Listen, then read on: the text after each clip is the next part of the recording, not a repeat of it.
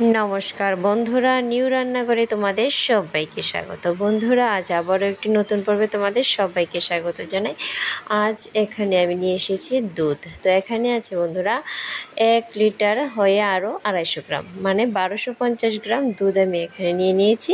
আজ বানাবো হচ্ছে দোকানের মতো পারফেক্ট মিষ্টি দই, তাও আবার চিনি ছাড়া এবং চিনির ক্যারামেল ছাড়া। তো বন্ধুরা, প্রথমেই কিন্তু আমি দুধটাকে একটি কড়ার মধ্যে নিয়ে নিলাম।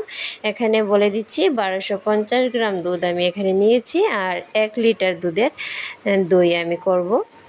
তো দুধটাকে একটু ভালোভাবে শুকিয়ে নেব, তার জন্য 250 গ্রাম দুধ আমি বেশি নিয়েছি। তো চলো বন্ধুরা, ভালো করে দুধটাকে জাল করে নিই।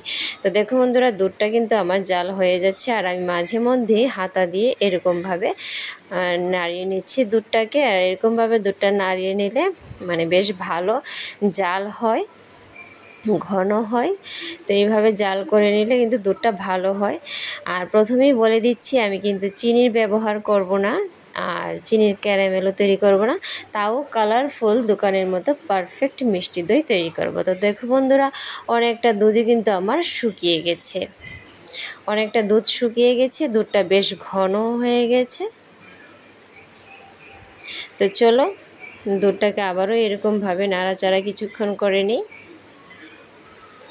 দেখো বন্ধুরা, অনেকটা দুধ কিন্তু আমার শুকিয়ে গেছে, দুধটা আমার ভালোই জাল করা হয়ে গেছে। তো চলো এবার যাওয়া যাক দ্বিতীয় স্টেপে। তো চলো এবার দেখো, আমি এখানে নিয়ে নিয়েছি হচ্ছে বাতাসা। এখানে আমি 250 গ্রামের মতো বাতাসা নিয়েছি, আর এই বাতাসা দিয়েই কিন্তু তৈরি করব দোকানের মতো পারফেক্ট মিষ্টি দই। আর সেই দইটা খেতে খুবই সুস্বাদু হয় বন্ধুরা। আমি তো এটা আগে বাড়িতে বানিয়েছি, তারপর ভিডিওটা আপলোড দিয়েছি, আমি খেয়েছি, আমি জানি তোমরাও একবার অবশ্যই বানিয়ে দেখো। ভীষণ ভালো হয় এই বাতাসার দই, আর কালারটা একদমই চিনির ক্যারামেলের মতো হবে। তো অবশ্যই কিন্তু একটু অন্য ধরনের, অন্য স্টাইলের দই তোমরা অবশ্যই বাড়িতে একবার হলো ট্রাই করে দেখো। তো 250 গ্রামের মতো বাতাসা আমি এখানে দিয়ে দিয়েছি, দিয়ে বাতাসাটাকে নেড়ে চেড়ে ভালো করে দুধের সাথে মিশিয়ে নেব। তো যতক্ষণ না বাতাসাটা গুলে যাচ্ছে ততক্ষণ কিন্তু আমি দুধটাকে জাল করে নিয়েছি। বাতাসাটা আমার গুলে গেছে, আর দেখো কালারটা দেখো বন্ধুরা। কেউ কি বলবে যে এটা চিনির ক্যারামেল ছাড়া হয়েছে? হ্যাঁ বন্ধুরা, একদমই কিন্তু চিনির ক্যারামেল আমি এখানে বানাইনি, একদমই চিনি ব্যবহার করিনি, কোনো কালার দেইনি, শুধুমাত্র বাতাসার কালারে এরকম কালার হয়েছে। তোমরা যে বন্ধুরা চিনির মানে চিনি খেতে পছন্দ করো না, বা চিনির ক্যারামেলটা সঠিকভাবে তৈরি করতে পারো না, তারা কিন্তু অবশ্যই সেই বাতাসা দিয়ে এই দইটা বানিয়ে দেখো। আমি আরেকদিন চিনির ক্যারামেল বানিয়ে দই বানাবো, কিন্তু আজ বাতাসা দিয়ে বানালাম, সেটা তোমাদের সাথে শেয়ার করলাম। তো দুধটা আমার জাল করা হয়ে গেছে, এবার আমি গ্যাসটাকে অফ করে দিয়েছি।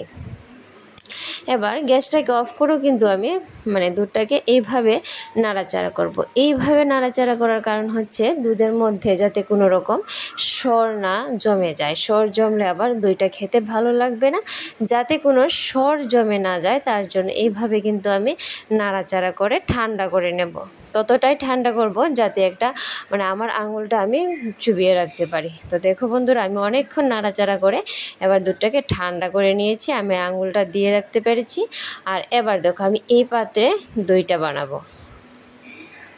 তো দইটা আমি এই পাত্রেই বানাবো। তো তার জন্য আমি দইয়ের যে সাজটা আমি নিয়েছি, যে সে সাজের 2 চামচ এর মধ্যে দিয়ে এবার কি করব, এই যে দইয়ের যে হাঁড়িটা নিয়েছি সেই হাঁড়ির গায়ে ভালোভাবে মেখে নেব। সেই হাঁড়ির গায়ে দইটাকে আমি ভালোভাবে মেখে নেব, এইভাবে মেখে নেব। তো এটাকে আমি সাইড করে রেখে দিলাম, আর একটু ভালোভাবে মেখে নিলাম দইয়ের যে সাজটা।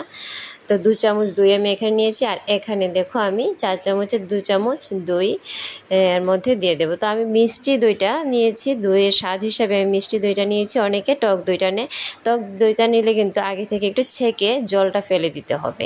তো আমি দুধটাকে দইয়ের সাজের সাথে ভালো করে মিশিয়ে এবার ঢেলে দিচ্ছি। দেখো বন্ধুরা, আমি 1250 গ্রাম দুধ নিয়েছিলাম, এখানে একদম পারফেক্ট 1 লিটার দুধের হাঁড়িতে আমি বসিয়ে দিলাম।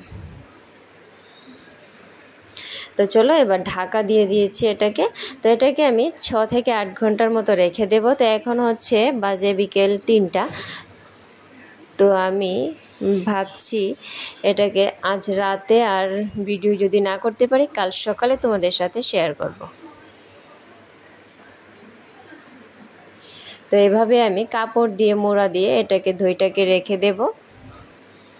তো চলো কাল সকালে দেখা হচ্ছে। তো দেখো বন্ধুরা, পরদিন সকালে আমি চলে এসেছি তোমাদের সাথে একদমই তোমাদের সামনে। তো দেখিয়ে দিচ্ছি আমার কালারফুল দোকানের মতো পারফেক্ট মিষ্টি দই নিয়ে। তো দেখো বন্ধুরা, সাইড দিয়ে দেখা যাচ্ছে দইটা কি সুন্দর বসে গেছে, আর এক ফোঁটাও কিন্তু নড়ছে না, একদম চাকা হয়ে বসেছে, আর দেখতে দোকানের মতো একদম পারফেক্ট কালারফুল হয়েছে।